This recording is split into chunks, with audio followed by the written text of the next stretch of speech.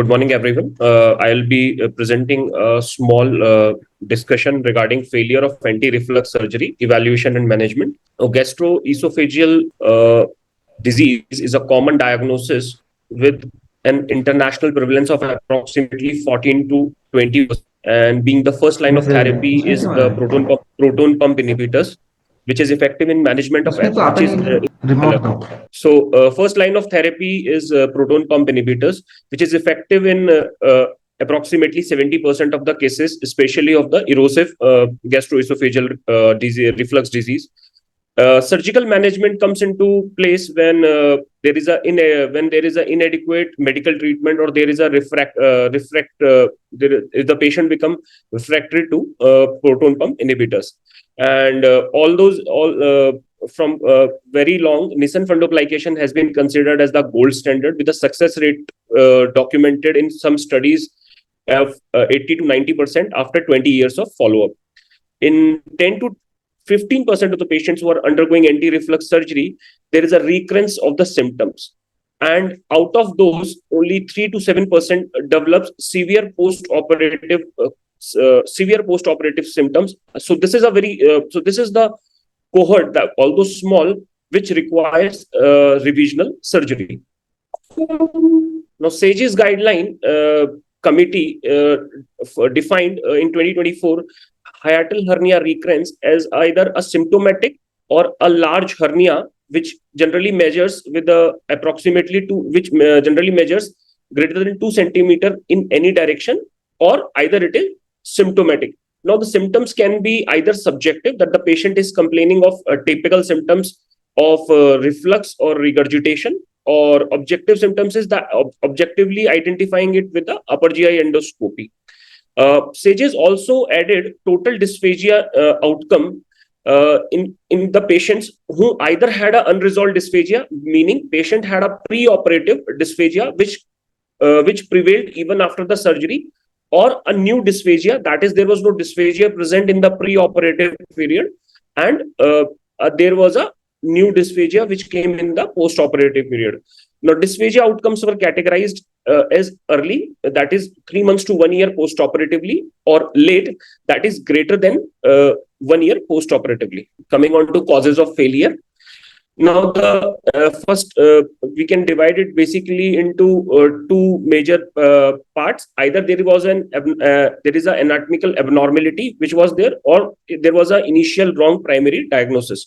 So, in the anatomical abnormalities, there can be an intrathoracic rap migration, rap disruption, telescoping, paraesophageal hiatal herniation, hiatal disruption, or there is a tight wrap, or there is a stricture present. Now, telescoping was associated more commonly with the open conventional surgeries, while in the era of minimal access surgery, hiatal disruption is more commonly prevalent. Wrong primary diagnosis means that there was initially that hiatal hernia was never the primary pathology. It was wrongly diagnosed, and initial pathology can either be any of these: achalasia, esophageal spasms, scleroderma, or either a presence of an esophageal malignancy. Let's divide this failure of surgical therapy of GERD into different clinical situations, going with the first one. So there was initially, what happens was that there was a resolution of GERD. There was a resolution of GERD symptoms followed by reoccurrence, and this reoccurrence can either be associated with dysphagia, or it can be associated without associated dysphagia. Now, with dysphagia, there can also be associated epigastric pain, and generally, if not abruptly, it appears shortly after surgery. When it appears shortly after surgery, it indicates that either there has been an intrathoracic migration of the fundoplication that we'll see in the picture, in the following picture, or there is a slipped Nissen.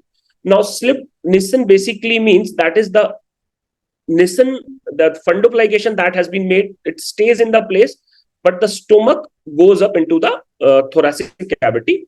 While intrathoracic migration means that the entire fundoplication, the entire fundoplicated stomach, the wrap and the G junction goes into the thoracic cavity. Now, this has been found that whenever there is a coughing during extubation, or if there is a post-op vomiting, it has been suspected to be a triggering factor for this one, for intrathoracic migration or slip nissen. And if we are suspecting that there is a dysphagia or epigastric pain present shortly after surgery, we should ask for a upper GI series in the early post-operative period. And this has been found that it usually happens when there is a large hiatal hernia defect to begin with. Now, patients who had a resolution of GRD symptoms, but they come, initially they have a reoccurrence, but they do not have any associated dysphagia. So GRD recurrence without dysphagia appears after a few weeks to, in fact, after several years, and there is no other clinical manifestation present. And patient generally presents with a disrupted fundoplication, and this is sought with fundoplications which are made under tension in the primary surgery. So this is a picture which is showing intrathoracic migration of fundoplication. Diagram A is an explanatory diagram, in which it is shown that the fundoplication has gone up above the crus of the diaphragm, and then you can see then in the picture B there is upper GI series which is showing the intrathoracic migration, and laparoscopically it is shown with a white arrow. This is a picture of the slip niscence. As we can see, the fundoplication which has been made is still below the crus of the diaphragm, but the stomach has migrated up. It is in the laparoscopic view, if we can see that there is a portion of the stomach which is intrathoracic, and it is shown with the black arrows. Also, this is again a schematic picture that I have added. That picture shows that there is a slippage of part of the stomach through already a maintained fundoplication wrap, and this leads to a recurrence of the hiatal hernia. This is hourglass deformities of which gets formed because of the constriction caused by the diaphragmatic pleura, and causing a hourglass deformity of the slipped stomach. This is a picture which shows for the patients which present without dysphagia with having a disruption of a fundoplication wrap. Now, coming on to the clinical scenario where there was no resolution at the very first. There have some the patient present with symptoms that were not present before the operation. That is, pre-operatively, these symptoms were not there. They are new symptoms. They are also known as secondary effects. Now, dysphagia again can also be a part of, can also occur independently as a secondary effect. And it is most commonly a prevalent symptom after Nissen fundoplication. Dysphagia, though, usually recedes within a few weeks. But if it is present and it is persistent, it might be because either the fundoplication has been too tight, that is it, or it has been fundoplication has been made under tension, or there is a over tight crural closure. Sometimes for a large hiatal hernia defect, we do need to place mesh, and this mesh might lead to intraesophageal migration, and which cause periesophageal fibrosis. Now, in this aspect, and the mesh which generally causes this are the non-absorbable meshes that we use. Also, dysphagia can also be present in the setting of a motility disorder like achalasia, which was not thoroughly evaluated before the first primary surgery. Then comes the possibility of hypercorrection symptoms. Now, these symptoms do tend to persist over time, and this is particularly associated with a gas bloat syndrome, in which patient complains of difficulty in belching or vomiting, and also associated with flatulence and or meteorism. Now, it has been found that this hypercorrection symptoms are less prominent with partial fundoplication, example like toupee fundoplication. And when hypercorrection symptoms are present, they can severely impair and alter the quality of life. Coming on to another secondary effect, which is gastroparesia. Now, gastroparesis or gastroparesia is basically a result of a vagal injury during the operation.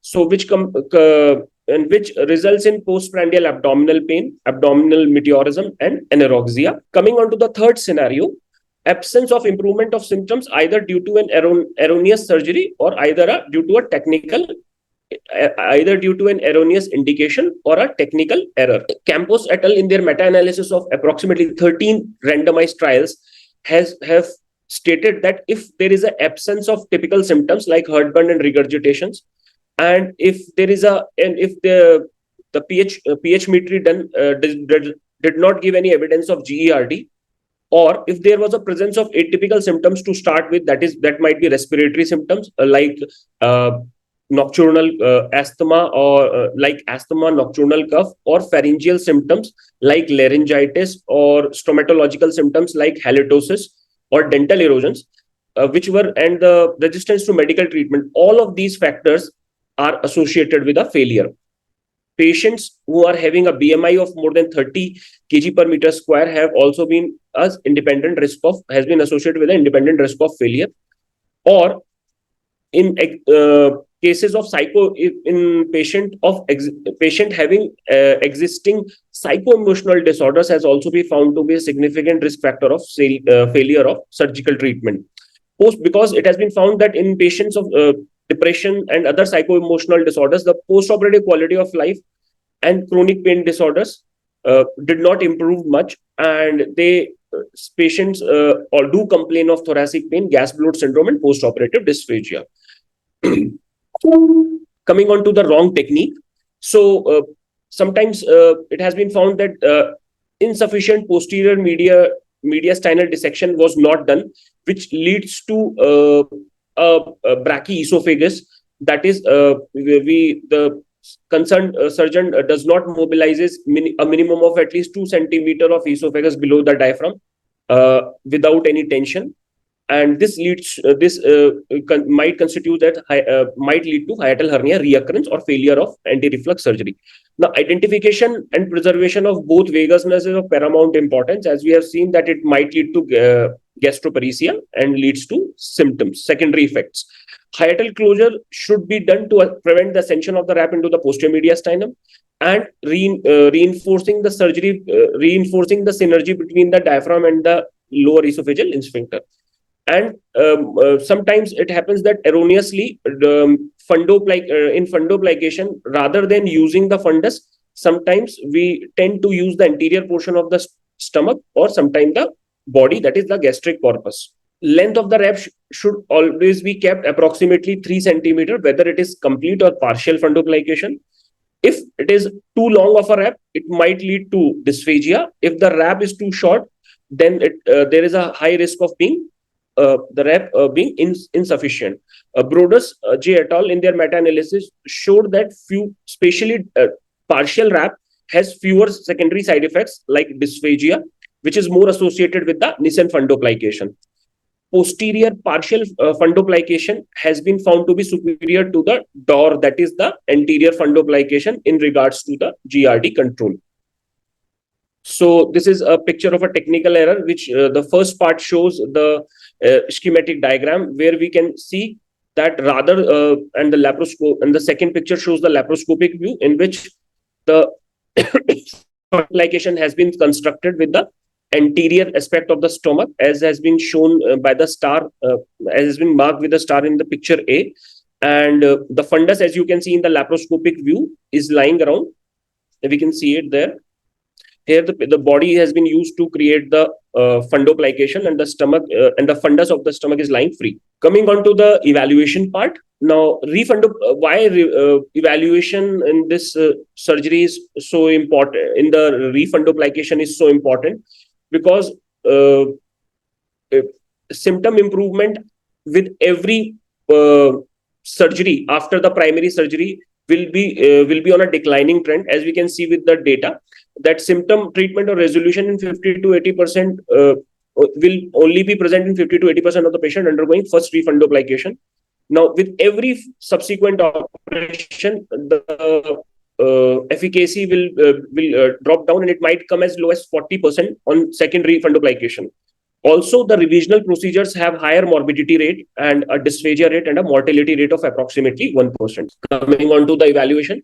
So evaluation includes clinical assessment, number one, starting with a thorough general physical examination, comprehensive medical, surgical, and family history, and which should be now this should be focused on the history should be focused on knowing the initial symptoms that were present before the primary surgery, and then focusing on the recurrent symptoms, and if there are any atypical symptoms present in the post-operative period, or either or have they persisted from the initial surgery. We have to review the previous pH and manometry studies, endoscopy reports, radiographic images. Operative reports should include a detailed, thorough investigation regarding the what was the present size of the hiatal hernia, how was the hernial sac managed in the first surgery, and action which was done, whether the vagus nerves were preserved or not, and how much intra-abdominal esophageal length was taken without any tension. Division of short gastric vessels and was done, or crural closure. How was the crural closure done? Whether the mesh was used or not, and finally, what kind of fundoplication was performed.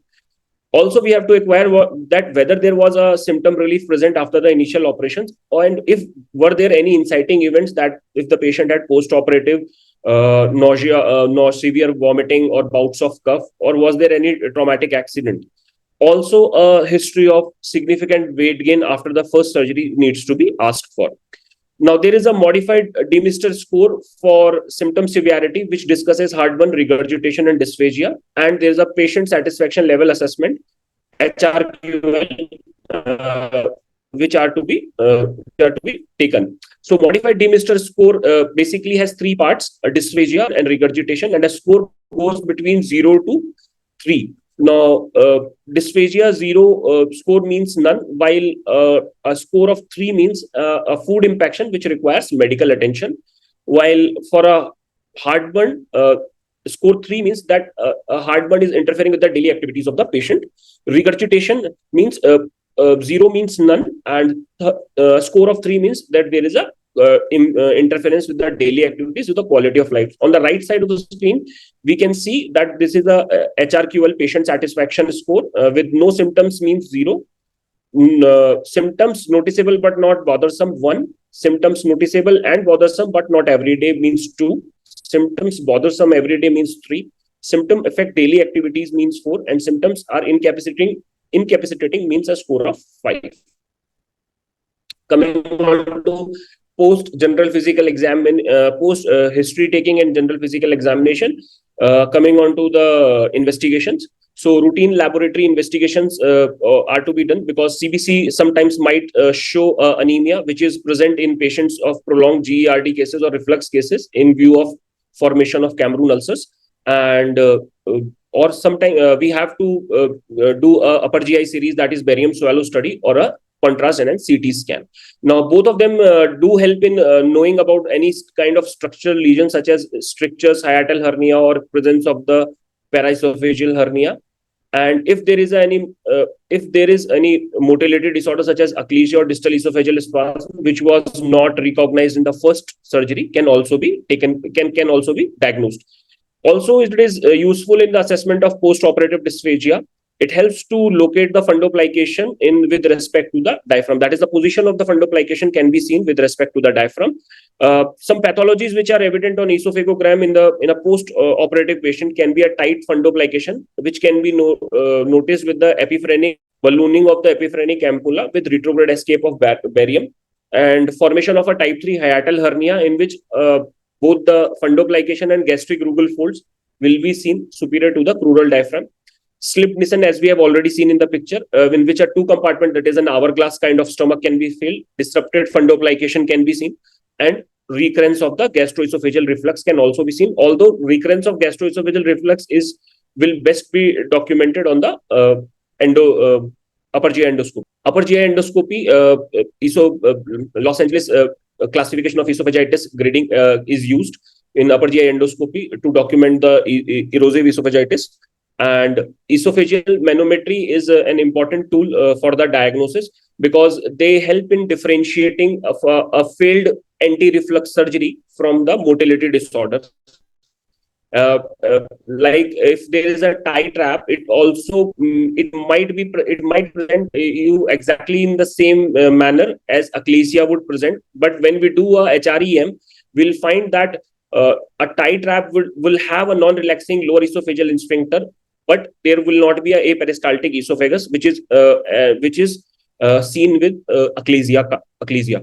Now, a double zone of high pressure in HREM indicates a recurrent hiatal hernia. Although its sensitivity is less than that of imaging, but the positive predictive value is quite high, and it has a very important role in identifying the best candidate for a reduced surgery. Also, there is a 24-hour pH monitoring that needs to be done, calculating the D-Mister score to prove the recurrence of the GRD, and another is to calculate the AET score, acid exposure time. For gastroparesis patients in a suspected vagal injury, we have to go for a gastric emptying scintigraphy study. A newer adjunct to the endoscopy has been is now being used as a functional lumen imaging probe, which utilizes impedance planimetry to give physiological information during endoscopy. Especially, it gives you a high distensibility index by measuring the pressure and diameter of a balloon with a balloon at 1 centimeter intervals alongside gastroesophageal junction. A high distensibility index indicates a loose or disrupted fundoplication, while a low distensibility index might indicate a gas bloat and a dysphagia complaint. Also, EUS has now been used to look for fundoplication dehiscence or a overly tight nascence or a slipped fundoplication. This is a picture which is showing the echo endoscope. You can see in the right side explanatory diagram, and left side there is a picture in which if we can identify 5 layers starting from the innermost esophageal wall. Then the second layer is the space between esophagus and the fundoplication. Third is the inner gastric wall of fundoplication. Fourth is gastric lumen, and the fifth is the outer gastric wall of fundoplication, as seen on the EUS. Coming on to the management, now the therapeutic options especially depends upon the symptoms of the patient and the patient desires. So again, we can divide the patients along as we have done for the symptomatology. So resolution of GERD initially, followed by recurrence with or without dysphagia. So if it is without associated dysphagia, we can start with medications. We can start the patient on medication PPI, and if we need to do a redo fundoplication, a complete disruption of the we have seen there is a complete disruption. Either we have to do a complete disruption of the wrap, or in some cases we do need to do a total duodenal diversion. Now, total duodenal diversion basically combines enterectomy with truncal vagotomy, and it is a second line alternative, though it gives a good GERD control, but complications which are related to truncal vagotomy, such as postoperative diarrhea and gastroparesis, are very high in approximately 25% of the cases. So total duodenal diversion should only be used when hiatus after several failed surgeries or after several failed attempts of fundoplication has been done and the hiatus becomes inaccessible.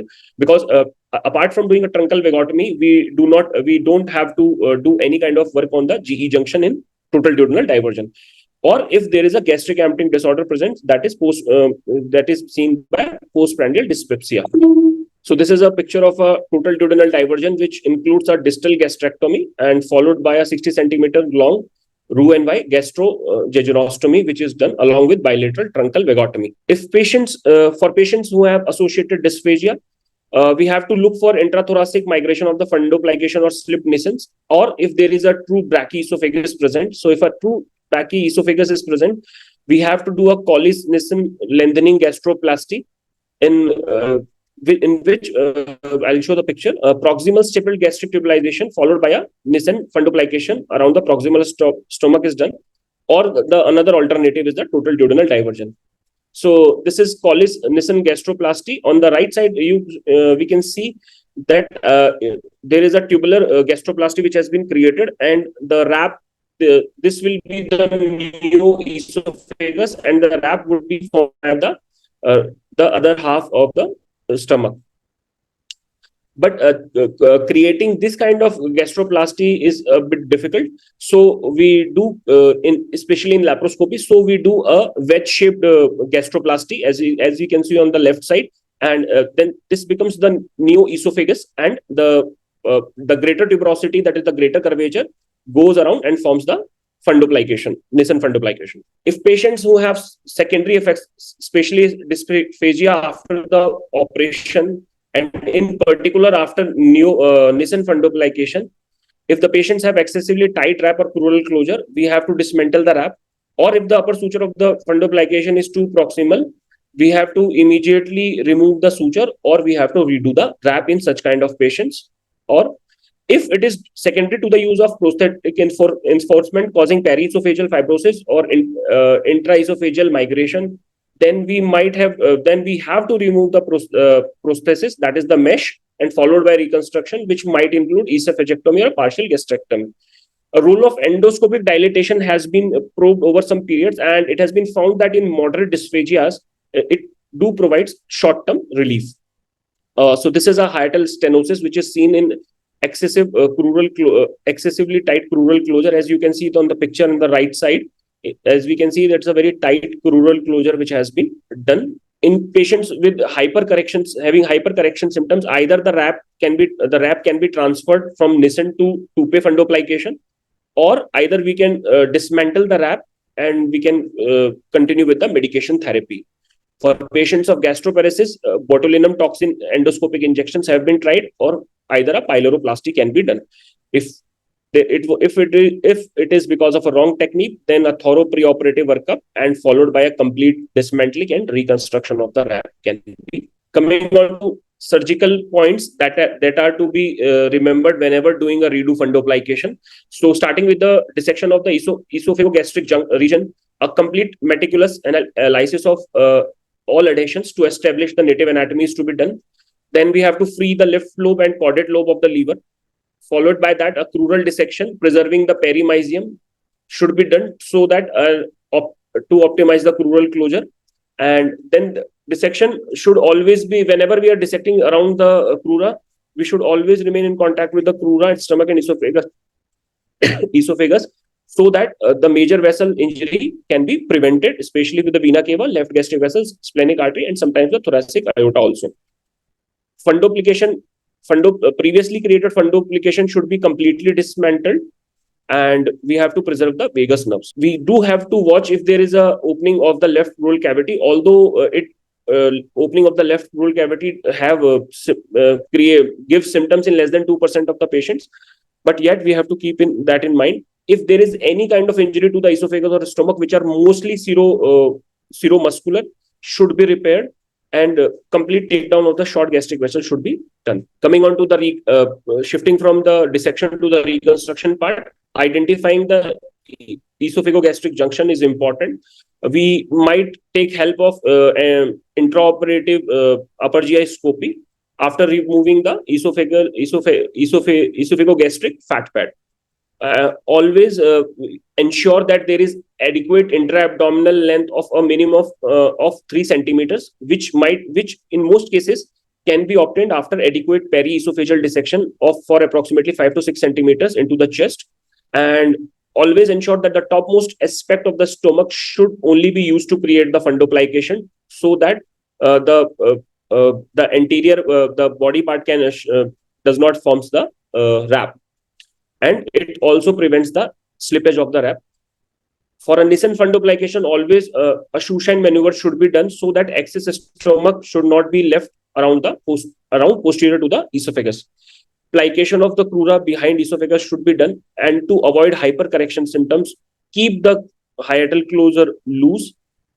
Even if we are making give a posterior partial wrap, and the length should always be kept, whether it is a partial wrap or is it a total wrap, length should always be kept 3 centimeters. For anterior plication of the crura, there are very selective conditions, especially if it is a very large hernia, or if there is an excessive tension which is present on the diaphragmatic pillars, or hiatal closure seem insufficient, which generally happens in the cases of large hiatal hernia. Coming on to the immediate post-op, patient can be kept on NPO for POD0, and adequate post-operative antiemetic, that is generally used as ondansetron, and adequate analgesia should be given to the patient. Patient can be allowed liquids from POD1, and then the diet can be liberalized in 1 or 2 weeks. Post-op complications that are to be remembered as pulmonary complications, or if there is any wound infection, if we are suspecting any leakage from alimentary tract, any cardiac complications, hemorrhage, and if we are suspecting any leakage from alimentary tract, we can do a gastrograph in swallow study to exclude leakage or obstruction. Clear fluids to be given, followed by soft diet after 10 to 14 days, and then the diet can be liberalized. And then patient should be followed up in OPD for a minimum of a period of 1 year. This is a paper that I found that compares redo fundoplication with Roux-en-Y gastrectomy or a Roux-en-Y gastric bypass, and it has been found that symptom resolution in cases of RNYG is significantly higher than when we do a refundoplication. It goes into the range of 80 to 95%, while it is 50 to 80% with the first refundoplication. And it has been found that RNYG also leads to regression of Barrett's esophagus in up to 60% of the patients. And it has been found that in patients of Barrett's esophagus with esophagitis, post-operative ulcer strictures did not remit and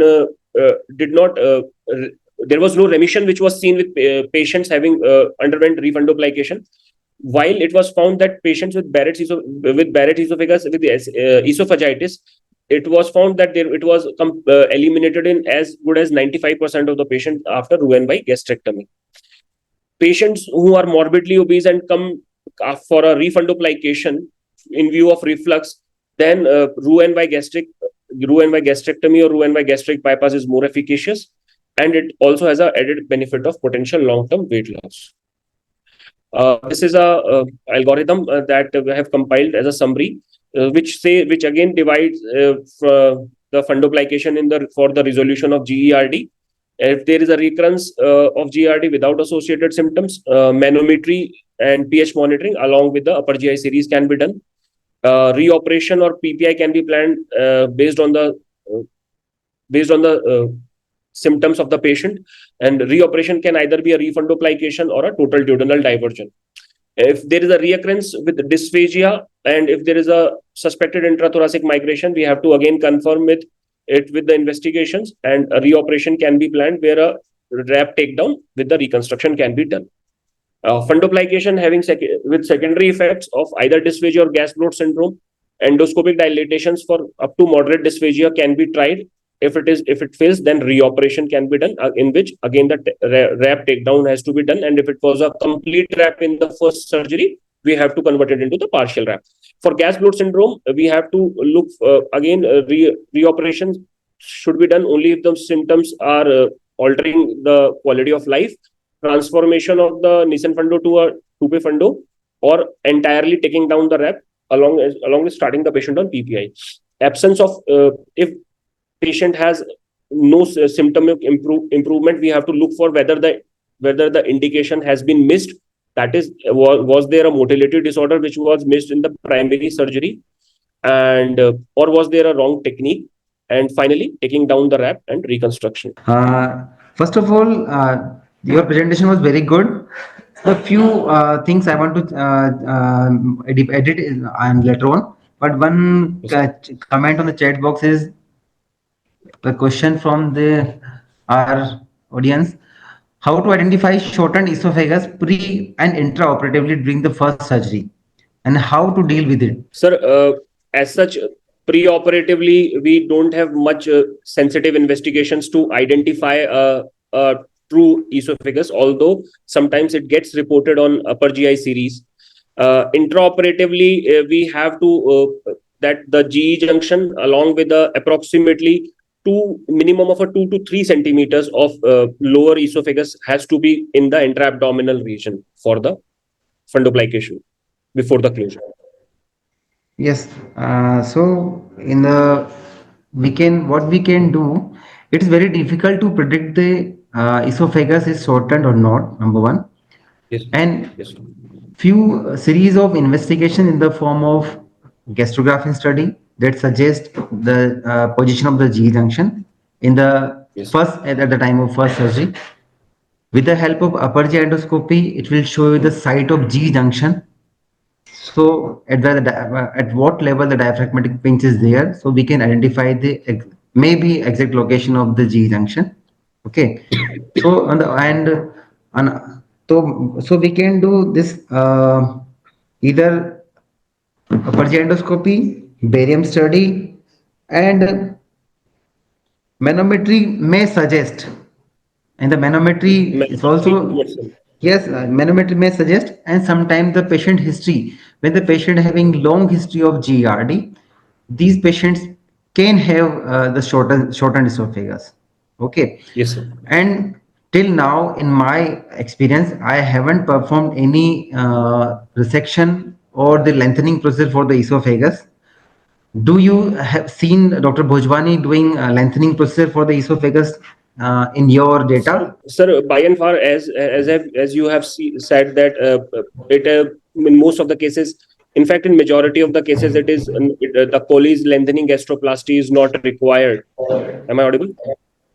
The It is maximum in the that maximum cases, in maximum cases, when we mobilize the esophagus or the intrathoracic mobilization will be mobilization. sufficient, Yes. and probably it will not create any much problem for the for that we found the adequate length of esophagus. Okay, so most important thing to failure of the anti-reflux surgery. So what can the factors, what can the surgical modification can we do in the first surgery that will prevent the failure of this anti-reflux surgery in the first time? Can you tell me the Yes, sir. few Yes, sir. things, So, few tips regarding that? yeah, sir, initially, apart from the thorough workup that is required, which is of paramount importance, in surgery itself, what we have to remember is that uh, Yeah. the entire hiatal defect should be properly delineated. The hiatal hernia defect should be properly delineated first, and then there should be an optimal crural closure, neither too tight, neither too loose. Next, we have to identify the fundus, and we have to do a short gastric dissection. And fundus should only be used for the after a proper Schustein maneuver, after a proper retroesophagus, that the posterior to esophagus, the window has been created. Thorough dissection has to be done in the thoracic cavity, and then finally a fundus should be used to create a minimum of 3 centimeter of wrap should be done, either a total wrap or a partial wrap. That depends upon the symptoms that with which patient has come to the clinic. So what extra things we can do in surgical part? How can we prevent this intrathoracic migration of the rab? So you have suggested that when the closure of the crura should be done. So how can you prevent the tight closure of the crura or tight closure of the this hiatus can be prevented? How can we Sir, use sure that is not tight? sir, if we when we, what we do is that when once we are closing the hiatus posterior to the esophagus, after 2 or 3 sutures, we do pass a bowel grasper in between the space, and if it is easily moving, also we do use a bougie of 36 to 38 French while creating a wrap. So these are the two. I mean, these are the One whenever, yes, it's a nice thing that we can pass a bougie, probably 32 French bougie we can pass through the esophagus and we identify this if passing easily or not.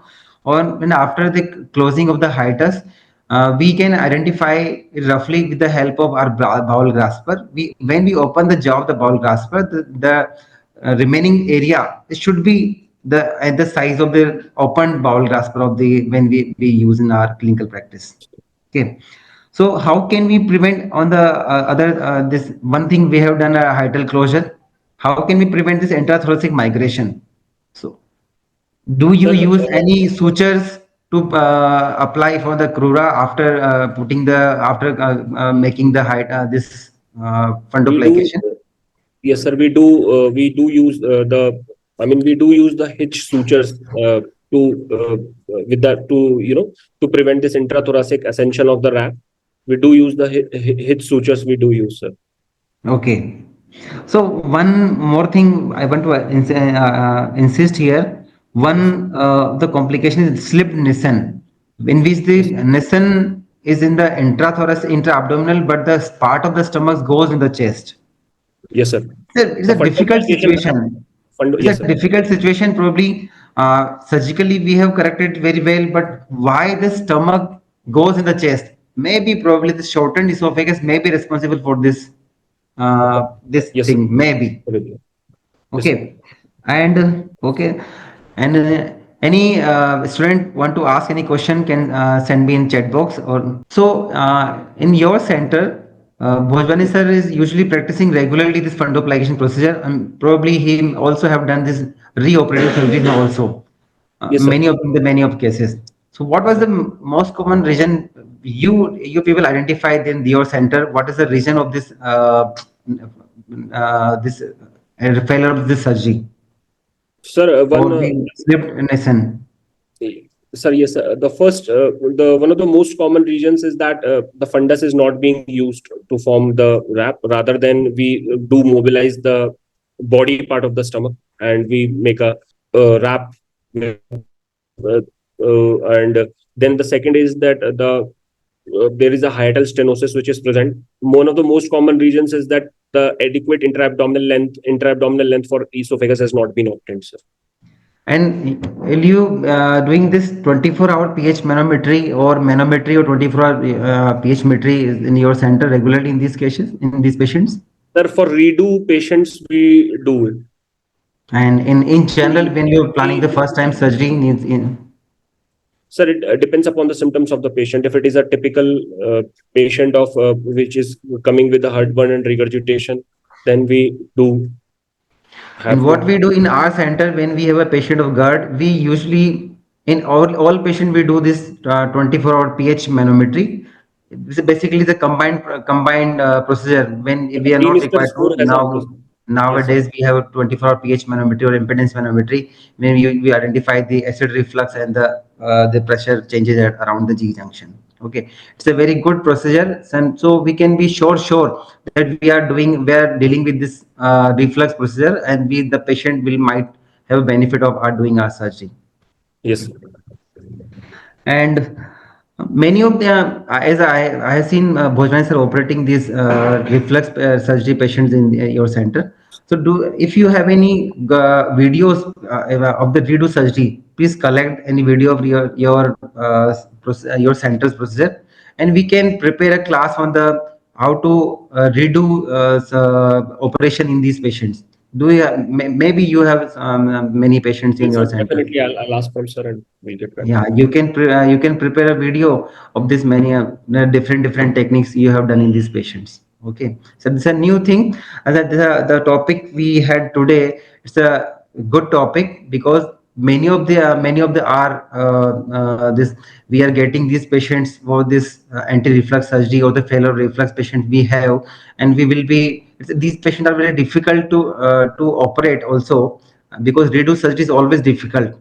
Okay, so you can also show the tips and tricks to do a redo Nissan's or redo reflux surgery. Okay, okay. Do you have any questions to ask me? Then you can ask if you have any issues. No, nothing, sir. Okay. Otherwise, some editing in your PPT. These are you have made some minor mistakes in the slides. Like you have all the lines in the single bullet, so you can change. Then if you can differentiate which is your heading. Now the Okay. heading. Okay, just see your PPT. There's so many things to be rectified in PPT. As well, the Kapoor sir, when we'll see Kapoor sir, will see the PPT, will say you there's so many mistakes in the PPT you have made. I'll Okay, do but that. the content you have used in your PPT was very good and very Thank informative you. content. Thank you. Thank you, Himanshu. And Good day. so, if you have no questions, then we can close the session. Thank Good day, sir. you. Thank you, sir.